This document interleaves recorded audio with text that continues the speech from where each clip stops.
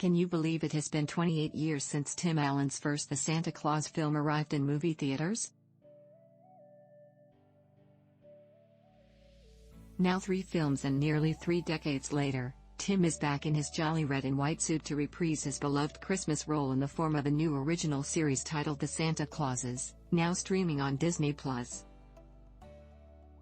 This 6-episode limited series takes its loyal movie fans, as well as a new generation of believers, along for the sleigh ride as viewers catch up with Tim's character Scott Calvin, better known as Santa Claus, as he deals with changes in age and the struggles of maintaining the holiday spirit.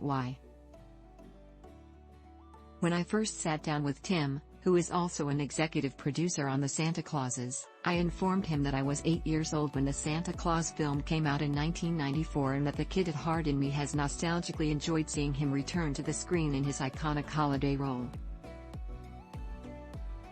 Tim replied, "More than that, I'm excited that we won't disappoint. I wouldn't have let it go, as far as I could tell, until we honored exactly what turned me on to that first film, and people that did it, too. I loved what we did there. I loved what John Pasquin, the director, did. I loved what the writers did, but I appreciate what you're saying." Being 16 years since he last donned the Santa suit in the Santa Claus 3, The Escape Clause, I wondered how the talks initially started between Tim and Disney to ultimately turn this series idea into a video streaming reality. Disney Plus needed content, Tim continues. On our side creatively, how do you make the first film relevant and better? That's all I needed to hear. Eventually, with Jack Burditt, the writer, he framed a new idea that we tweaked, we meaning me.